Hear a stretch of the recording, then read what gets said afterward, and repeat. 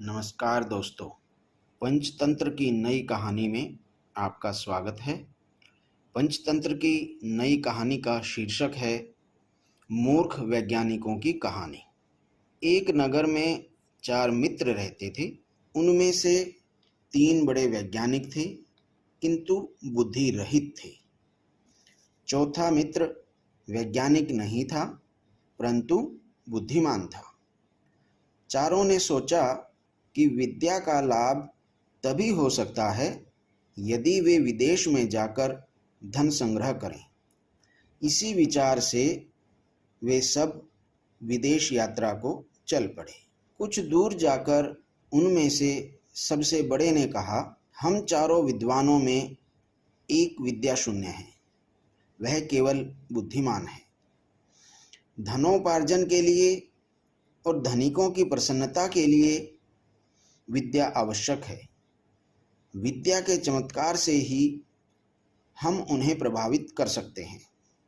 अतः हम अपने धन का कोई भी भाग इस विद्याहीन को नहीं देंगे। वह चाहे तो घर वापस चला जाए।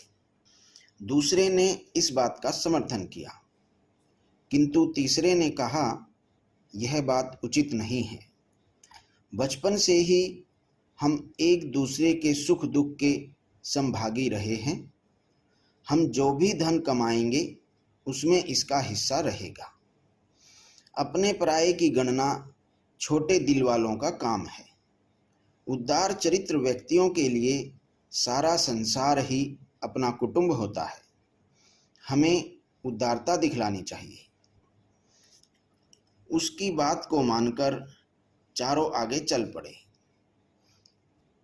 कुछ दूर जाकर उन्हें जंगल में एक शेर का मृत शरीर मिला।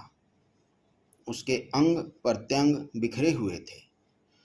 तीनों विद्याभिमानी युवकों ने कहा, जाओ, हम अपने विज्ञान की रक्षा की परीक्षा करें।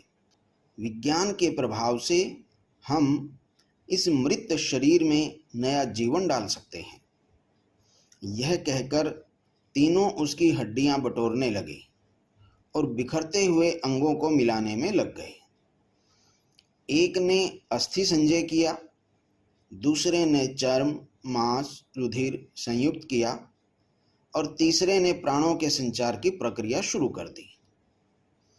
इतने में विज्ञान शिक्षा से रहित किंतु बुद्धिमान मित्र ने उन्हें सावधान करते हुए कहा, जरा ठहरो, तुम लोग अपनी विद्या के प्रभाव से शेर को जीवित कर रहे हो।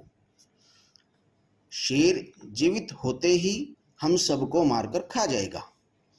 वैज्ञानिक मित्रों ने उसकी बात को अनसुना कर दिया। तब वह बुद्धिमान बोला, यदि तुम्हें अपनी विद्या का चमत्कार दिखलाना ही है तो दिखलाओ, लेकिन एक क्षण ठहर जाओ, मैं वृक्ष पर चढ़ जाऊं। यह कहकर वह वृक्ष पर चढ़ गया। इतने में तीनों वैज्ञानिकों ने शेर को जीवित कर दिया। शेर जीवित होते ही शेर ने तीनों पर हमला कर दिया और तीनों वैज्ञानिकों को मारकर खा गया। और वह चौथा बुद्धिमान मित्र जो वृक्ष पर चढ़ा हुआ था, वह ऊपर बैठा बैठा सब कुछ देख रहा था और उसने अपने मन में सोचा कि शास्त्रों में कुशल होना ही पर्याप्त नहीं, लोक व्यवहार को समझने और लोकाचार के अनुकूल काम करने की बुद्धि भी होनी चाहिए। अन्यथा लोकाचारहीन विद्वान भी मूर्ख पंडितों की तरह उपहास के पात्र बन जाते हैं। और यही इन तीनों वैज्ञानिकों के साथ हुआ है। मित्रों, कहानी यहाँ पर समाप्त हो जाती है। आपको कहानी कैसी लगी कमेंट बॉक्स में ज़रूर बताएं और वीडियो को लाइक करें, शेयर करें और चैनल को सब्सक्राइब करें। धन्यवाद।